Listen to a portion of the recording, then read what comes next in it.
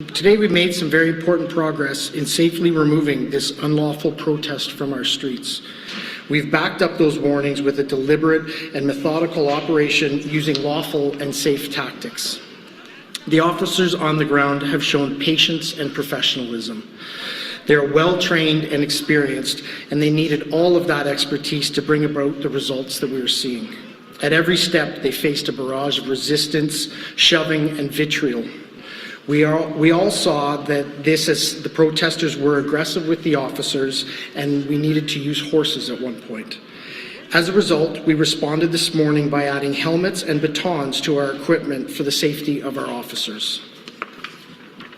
When we deployed our officers this morning, you saw the public order units on the ground sweeping across the downtown core from east to west and moving demonstrators out of the parliamentary precinct. Our officers continued to face resistance. At one point, a flare was ignited by a protester. Officers used a chemical irritant, also known as pepper spray, to disperse unlawful demonstrators who were resisting police orders. Sadly, we again saw young children being brought to the unlawful demonstration and to the front of our police operation. This is dangerous and is putting young children at risk. This is tough work. These officers are doing what they've been trained to do. They have demonstrated unparalleled discipline, restraint, and the utmost professionalism. I commend them for their actions yesterday and throughout the day today. I'm proud of them and all the members of our police service that have contributed to this operation. This is an Ottawa-led police joint operation, but this is actually a Canadian effort. We have officers from across the province and country here to help us. Every person supporting this effort is proud to be here. Police have a vital role in our democracy, and this operation shows our institution's commitment and ability to maintain a lawful society. But we could not do this without the support of the community that we serve.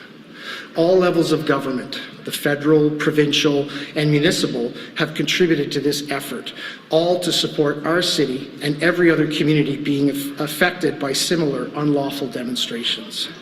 This operation is still moving forward. It is not over, and it will take more time until we have achieved our goals. Recent Ashkate, CTV National News. Thanks for taking our questions. Can you say when will residents have their streets back? Do you have a day in mind as Wellington is now cleared out? So we've been clear from the beginning. This is an extremely large, complex operation. You all understand that because you've been so actively covering and reporting on it since it's begun. We won't commit to any end time because the progress of it needs to be measured, needs to be methodical, needs to be safe and lawful, as we've indicated all the way through. That is how we've approached this protest since we've started. That is how we will approach it until it's completed. I cannot overstate. We are in this until it is over. Every one of our police agency partners has indicated their continued and ongoing support to work with us to finish this unlawful occupation. You have our commitment that we are here until the very end. If I had a choice, it would be right now. And that's why I implore all the protesters who remain there, go home. This occupation is now over. We will continue with our mission until it is complete. And can you explain the chemical irritant that was used against the protesters by police today? What kind of chemical was it, and why was it used? And you also, my other question here that I really need, that's important that I want to squeeze in here is, you talk about the professionalism of police, but with respect, sir, can you explain what appears to be excessive force by police officers when a protester is arrested?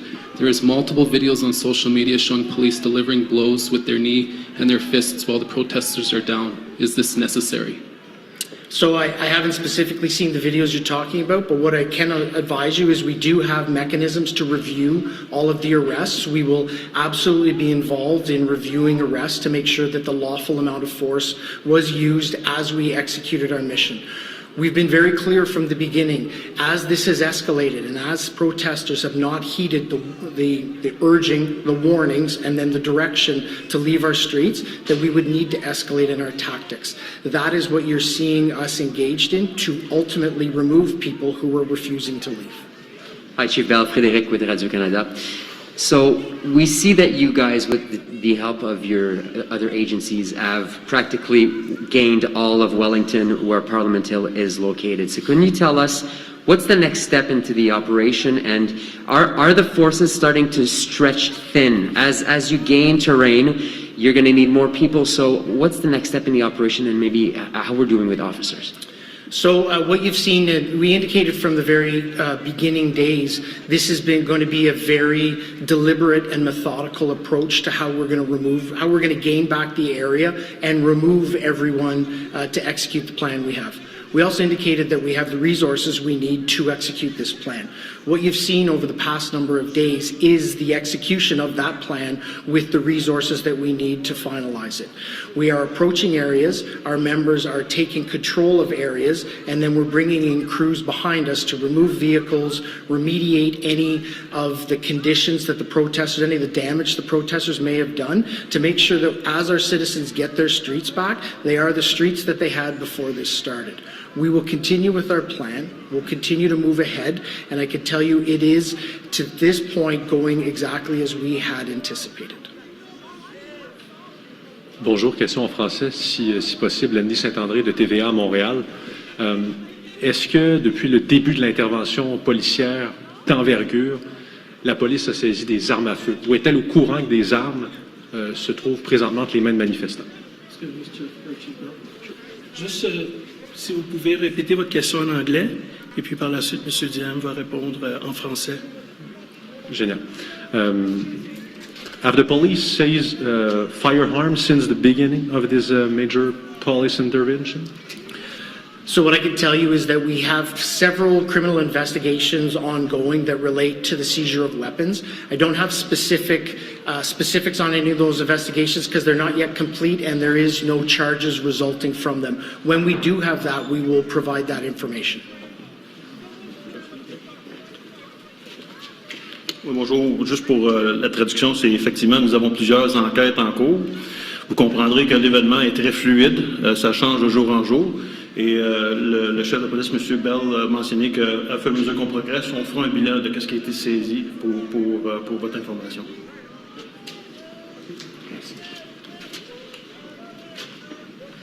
Hi, Ashley Burke, CBC National News. Can you tell us what other methods that you used today to try and disperse crowds that we didn't see yesterday? It sounded like there was other sort of sonic or other sort of sound things that were done today that hadn't been in the past. And what else? Yeah, we've been pretty clear from the beginning. We're actually not going to discuss the tactics we use. One of the things that you've seen that we've been engaged in is we're monitoring. We've learned from previous protests and demonstrations. We're monitoring the coverage. One of the tactics that the protesters and demonstrators are using is misinformation. Information that is inaccurate, information that misleads the public. We're actively tweeting and providing information out through social media and other media mechanisms in order to be able to try and get accurate, factual information around what is going on within the protest without actually divulging any police tactics. And just speaking of conflicting reports, yesterday there were a lot of them when it came to the case where the police horse entered the crowd. Ottawa police had said that a bicycle was thrown at the feet of a horse, but there are conflicting reports online about that. Can you specifically tell us what happened and what happened to the civilian and the horse? Yeah, so thank you. When you talk about misinformation, that's specifically one of the demonstrations for us of that. What happened is the crowd was escalating around the police. There was tension that was continuing to escalate between our public order unit members and the demonstrators on the line that was resulting in increased aggression by the demonstrators. Members of the mounted public order unit rode through the crowd that created separation and lowered the temperature and circumstances that existed there so as not to escalate force. Almost immediately, there was tweets, there was pictures that had been photoshopped out on social media that indicated people had died as a result of that. The horses had run over somebody with a walker in the crowd. What I can indicate is there was 2 members of the protesters who did collide with the horses. They fell down. They immediately got back up and started to again engage in their protest and demonstration activity. That is one of the circumstances where, as we monitor it, we're identifying this information and as quickly as we can providing accurate, real information about what is occurring on the ground. Sorry, but was a bike actually thrown at a horse? Because there are images online that perhaps it was someone else's electronic wheelchair. So we'll have to get more specific information on that for you, and I'll be able to provide more in coming days. Hi, Chief Bell. It's Joanne Quinello from CBC Ottawa Local. You say you've arrested about 170 people since the police action has begun. How many folks have you actually charged? So we're continuing to, one step is the arrest, the next step is the processing and charging of those individuals. We haven't yet pulled together and identified the number of charges that we've laid, but that will be released to the media and to the public as soon as it's available. But are people being let go, for example, without being charged of anything, say if they promise to go home? So what I can indicate again is we've arrested 170 people. We'll continue to do the investigations, and as we've identified those that are charged and those that may be released unconditionally, those numbers, we'll provide them to the media. And as this is a massive operation, any chance there's a price tag on this yet? I think earlier on, when we had asked for 1,800 officers, there was an indication it might cost $2.5 million a day. Is that accurate? Or I know it's probably not exact at this moment. So it's something that's very important to us. We know that this is going to be an extremely expensive operation. We've already talked to our federal and provincial partners about how at the end of the day we will look at having money provided to the police service for that. Those discussions are ongoing. We continue to track our costs. Our partners continue to work with us to identify the costs of policing to actually manage this event, and at the culmination of it, we'll be able to provide accurate figures. You don't have a tally up till now, for example? Just to remind all the journalists, one question. Thank you. Hi there, Eric Ibrahim, the Canadian Press. I'm wondering what your message is to protesters and Canadians more broadly who might be upset and angry with images being published of police hitting protesters with batons and other types of force. There are images of some people, or some police striking crowd members with batons who were retreating and not being aggressive toward them. There were media in the crowds that have witnessed and reported on this. I'm wondering what you would say to those who may be concerned by that. As I indicated earlier, we will have the opportunity to review all of those files. There are complaint mechanisms for people to enter into if they feel that there is excessive use of force by members of our police service. What I will also say is we've been here for 3 weeks. I have been at this podium for the last 5 days imploring people to leave, asking them to get out of our streets. This occupation is over. We have advised them that if they peacefully leave, they may go home. That still exists. We also indicated that we would escalate and forcefully remove people from the streets if they did not comply. Some of that is what you're seeing. So I will stand here today again and say this demonstration is over. Go home. If you don't go home, we will remove you from the streets. Hello, I'm Andy from Independent Media. So I was in the crowd yesterday. I was unfortunately hit with some pepper spray. I just have a question. There's some video cameras that the police are using, and some news outlets are reporting that you're gathering intelligence with those cameras. Can you elaborate, like, if the protesters at this point, retreat and go home, are they going to be getting sort of repercussions down the road, or are you going to be sort of actively pursuing the people that you've been sort of documenting and filming who are still out there protesting? What are your plans after this, after the protest is over? So I think it's a great question, and the simple answer is yes. If you are involved in this protest, we will actively look to identify you and follow up with financial sanctions and criminal charges. Absolutely. This investigation will go on for months to come. It has many, many different streams, both from a federal financial level, from a provincial licensing level, from